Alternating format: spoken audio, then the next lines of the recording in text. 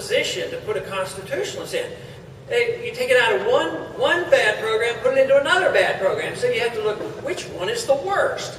Well, Republicans wanted to build up NED, National Endowment for Democracy, because they went in there with money to support the coup. And they wanted to come out very clearly that we don't like anybody as a friend of Chavez, and we want to continue this.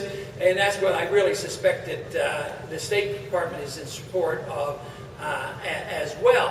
But, of course, this didn't get passed. There were two Democrats opposed it, but there were only two of us that voted against this. And it just is more interference when we don't need to. We don't need any money in the OES. We don't need any money in the National Endowment for Democracy. We don't need any money in any foreign aid. We need to bring all those to the top.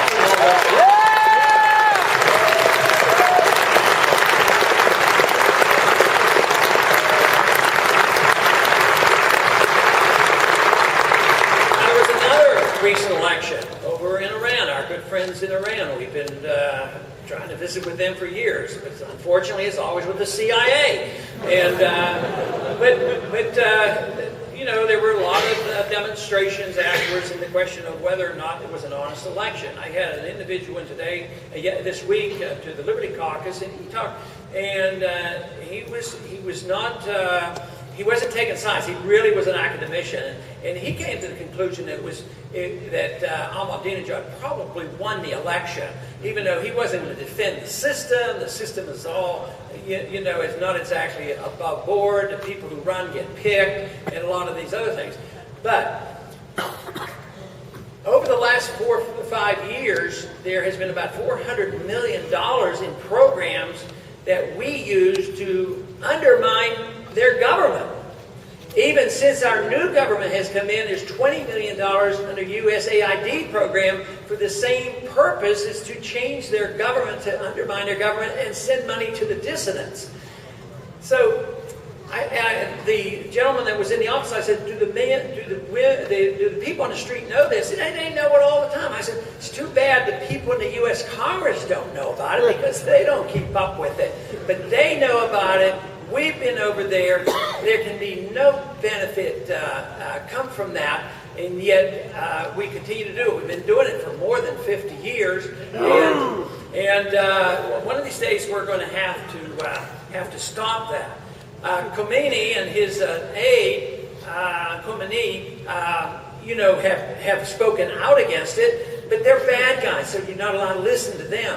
But, you know, bad guys sometimes tell the truth. Even Osama bin Laden has told the truth once in a while when he tells you what he plans to do, and he usually ends up doing it. So we should pay a lot more attention.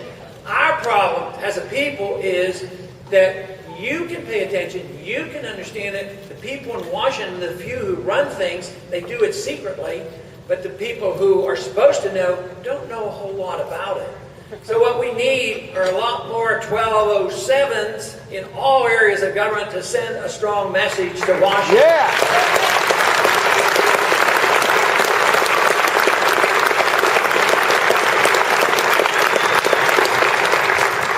You know, recently we had a bill on the floor that had money in to prohibit the release of the torture pictures. Because if the pictures were there, then we would be accused of being a torturer. But if you don't see the pictures, then we don't have to be accused of being a torturer. So, but this was a big problem. It was a legislative problem, because if that language stayed in the bill, a lot of the Democrats wouldn't vote for the bill, and this was a very important piece of legislation.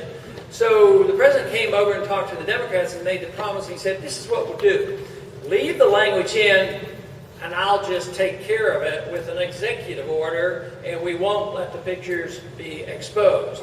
So that unfortunately is the system. Too many executive orders, too many signing orders, too much carelessness by the U.S. Congress, too little respect to the Constitution. Yeah.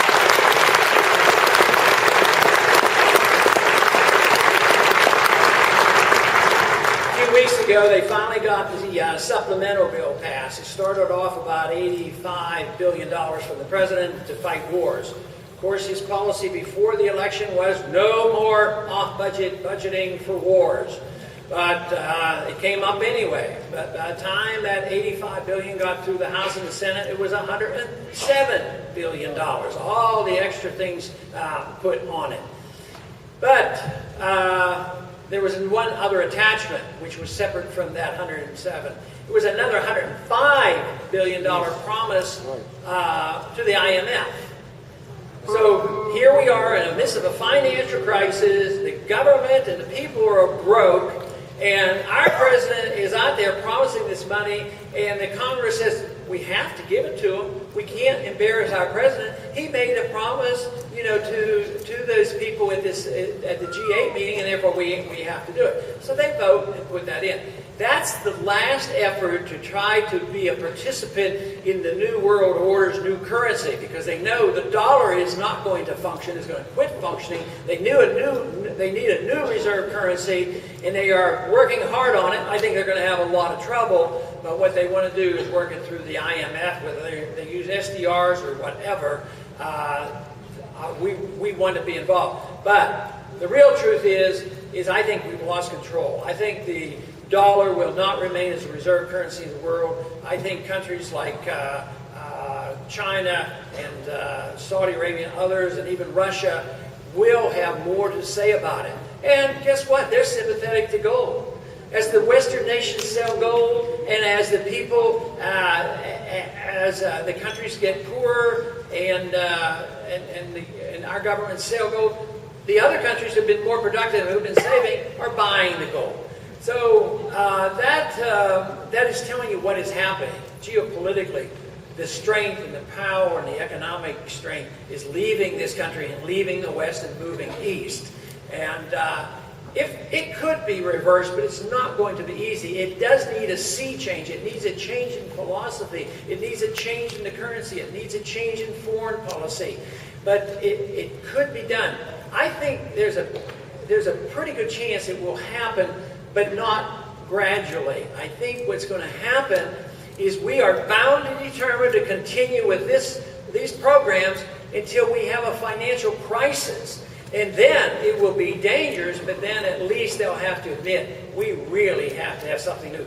This is why our efforts, the Campaign for Liberty's effort, is so crucial to have not only you in place and you energized, protecting yourself financially, learning what is going on, protecting yourself in a political sense, but getting a lot more people, because the determination will be, when the crisis hits, are we going to accept the international central bank fiat monetary system taking over? Are we going to have a UN army and just move to world government, which will be a total disaster?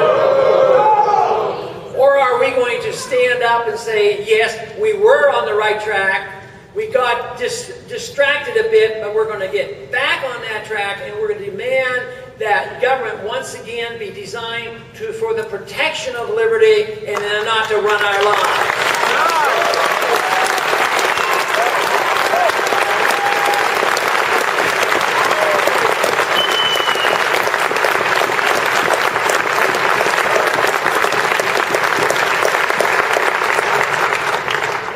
The new administration that we would have a little bit more concerned about detention without proper defense in court.